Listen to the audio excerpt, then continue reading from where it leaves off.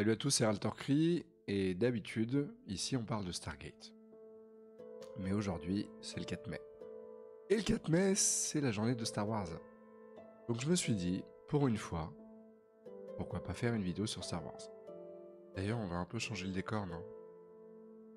Ah oui, t'as rien à faire là à la porte des étoiles. Tilk, tu peux me virer tout ça là, s'il te plaît? Allez, plus vite.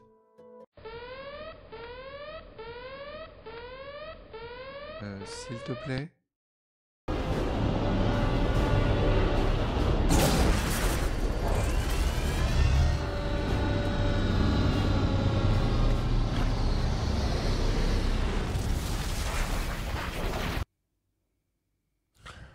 Fatigue. Je vais aller faire un petit brin de toilette. En attendant, je vous laisse avec le partenaire de cette vidéo. Cette vidéo est sponsorisée par... Personne. Non, vraiment personne.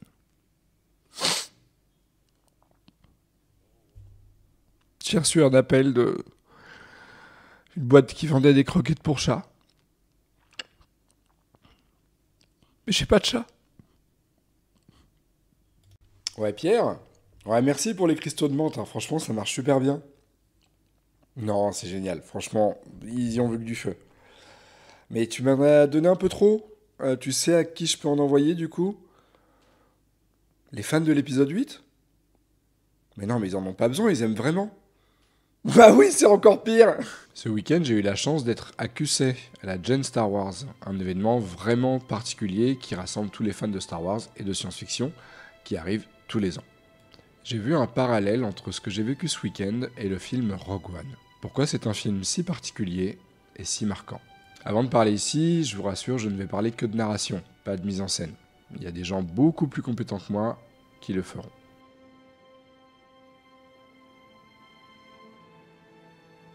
Vous l'avez sûrement déjà remarqué, dans chaque groupe d'amis, dans chaque communauté, il y a une sorte de hiérarchie naturelle. Ce n'est pas négatif, c'est humain. Certains prennent plus de place, sont plus visibles, plus populaires. D'autres vont être plus en retrait, discrets, bref, un peu moins dans la lumière.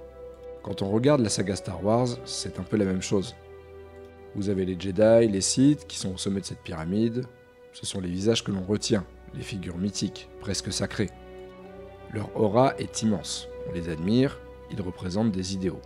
Et puis il y a ceux qu'on oublie parfois, les techniciens, les espions, les éclaireurs. Tous ceux sans qui la galaxie ne serait pas sauvée, mais qui disparaissent dans les crédits, sans statut, sans légende. Rogue One nous rappelle leur existence.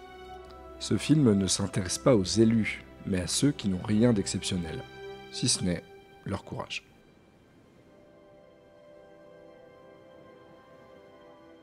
Dès les premières scènes, on sent que ce film est très différent. Pas de sabre laser brandi, pas de prophétie ou de destin glorieux. Juste des hommes et des femmes pris dans une guerre qu'ils ne peuvent pas ignorer. Jyn Erso, par exemple, n'est pas une héroïne née pour sauver l'univers. Elle est brisée, abîmée, méfiante. Et c'est justement pour ça qu'on s'identifie à elle. Parce que contrairement à Luke, Anakin ou Rey, Jyn n'attend pas qu'on lui dise qu'elle est spéciale. Elle agit parce qu'il le faut. Et autour d'elle, toute une équipe d'âmes blessées, de figures perdues. Cassian Andor, qui vit avec le poids de ses choix immoraux. Tirut Imwe, qui croit sans preuve, qui se bat sans voir. Baze Malbus, dont la foi s'est éteinte dans le cynisme. Bodhi Rook, l'ex-impérial en quête de rédemption. Rogue One nous dit une chose, vous n'avez pas besoin d'être parfait pour faire la différence.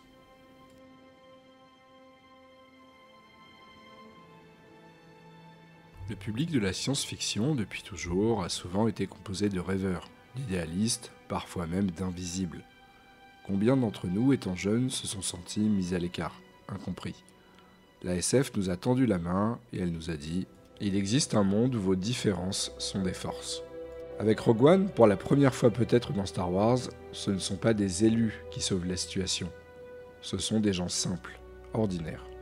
Quand on est fan de SF ou de toute autre passion marginalisée, on se reconnaît dans cette lutte anonyme. Le combat pour une cause plus grande que soi, l'acceptation du sacrifice sans attendre la gloire, le courage d'agir dans l'ombre. C'est une manière de dire que même si personne ne vous applaudit, votre action compte, votre existence est précieuse. Et je pense que c'est profondément émouvant pour beaucoup d'entre nous.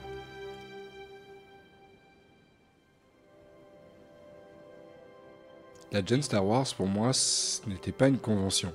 C'était vraiment plus un rassemblement. Un côté amateur qui le rend touchant. Ce petit côté à l'arrache qui nous fait sentir un peu plus à la maison qu'un centre de convention sans âme. C'est un moment où les masques tombent, où l'on est nous-mêmes, sans peur du jugement. Dans cette passion partagée, il y a moins d'hiérarchie entre les gens, juste des passionnés. Et sur la route du retour, en repensant à tous ces visages, quelque chose a popé. Chacun à sa manière contribue à l'aventure, même ceux qui n'ont pas de projecteur braqué sur eux. Je pense que c'est pour ça que Rogue One résonne autant. Il célèbre ces anonymes sans qui ces grandes histoires n'existeraient pas.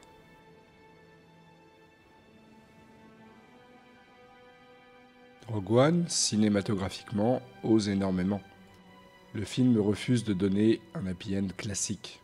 Il impose un ton plus sombre, plus mature. Il montre que la victoire, parfois, se paie au prix fort. Gareth Edwards, le réalisateur, a eu l'intelligence de traiter Star Wars comme une véritable tragédie héroïque. Sans Rogue One, il n'y a pas d'étoile noire détruite. Sans Rogue One, il n'y a pas d'espoir. Et ce film, tout en respectant l'univers créé par George Lucas, ose enrichir la mythologie en l'ancrant dans la chair, dans la douleur, dans l'humanité.